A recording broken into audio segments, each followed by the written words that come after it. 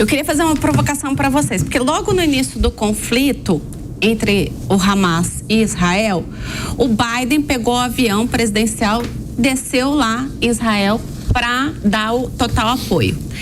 Paralelo a isso, a gente tem, como eu falei, uma guerra entre Ucrânia e Rússia rolando, né?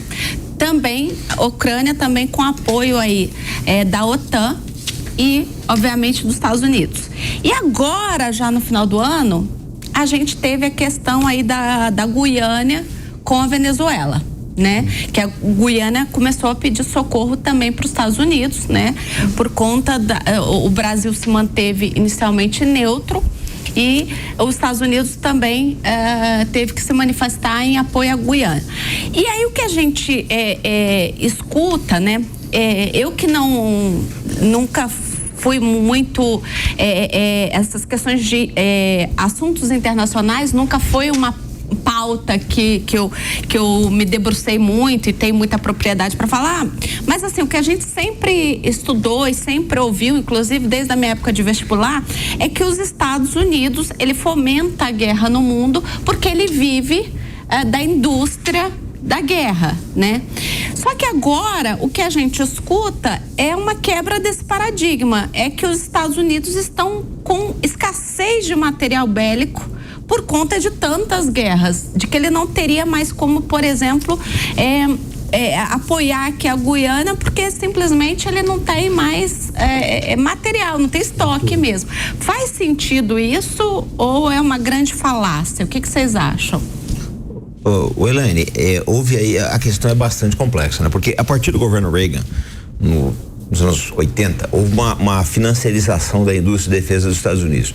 Então o que acontece? Você tinha, por exemplo, uma Lockheed, que no papel ela vale X bilhões de dólares, em Wall Street ela vale isso daí, na prática ela não tem condições técnicas, nem por falta de facilities, né, de fábricas, de fluxo de matéria-prima, de mão de obra qualificada, ela não tem condições de entregar mercadoria nesse valor.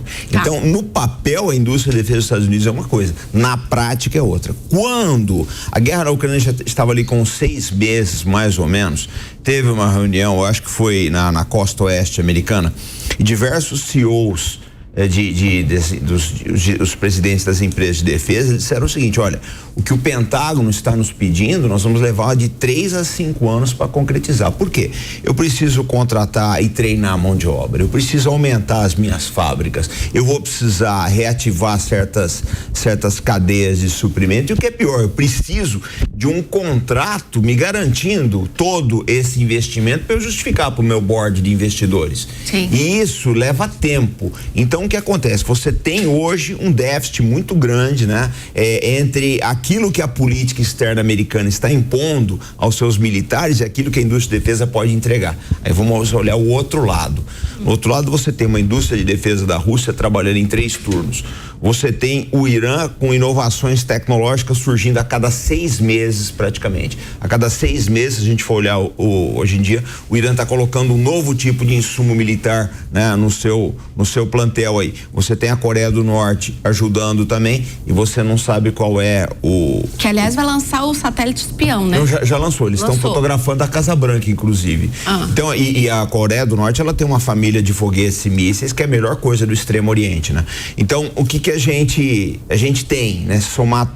Se pegar todos esses acontecimentos aí, bater no liquidificador, você tem um mundo altamente desafiador nos próximos anos. Sim, eu imagino. E os Estados Unidos está preparado para isso? Não, de forma alguma. Isso aí não sou eu que estou dizendo, tá? A gente tem que olhar, assim, as declarações das autoridades americanas, né? Se você for olhar certas declarações de autoridades do Pentágono, eles têm vários problemas. Um dos grandes problemas americanos, isso está aparecendo todo dia nos boletins do Departamento de Defesa, é o problema de recrutamento. O jovem americano não quer mais servir. O exército americano está com um déficit de 30 mil militares. Isso são de mais 30 mil soldados. Seria equivalente aí a 6 ou 7 brigadas a menos, porque você não tem quem possa mobiliar. Tem esse problema logístico que eu já falei para vocês.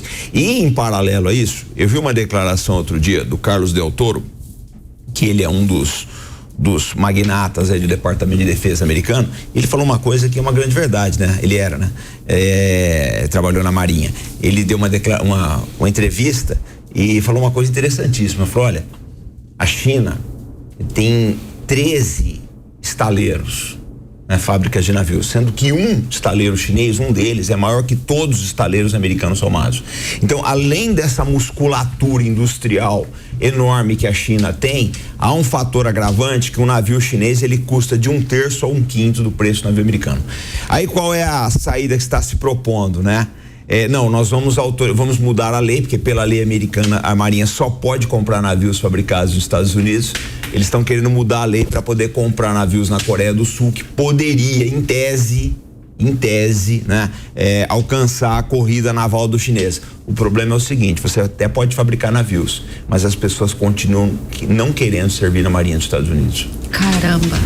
Então, é certo dizer que os Estados Unidos criou uma cobra que agora vai picar ele mesmo?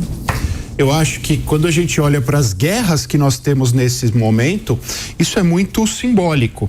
Porque, primeiro, Hamas, financiado pela Síria, Irã, indiretamente Rússia e China. Rússia, financiada por si mesma, além da ajuda da China, da Síria e do Irã. Coreia do Norte, Rússia, China, há sempre o mesmo pacotinho, inclusive aqui na América do Sul, a Venezuela, ela é insuflada por esses países, ao passo que a Guiana é defendida pelos Estados Unidos. Eu não sei, Elice, propriamente os Estados Unidos criaram uma cobra que vão picá-lo, mas fato é que os Estados Unidos não tiveram nas últimas décadas a mesma vontade, não se estruturaram da mesma forma que a Rússia e a China fizeram. Pagaram para ver, né?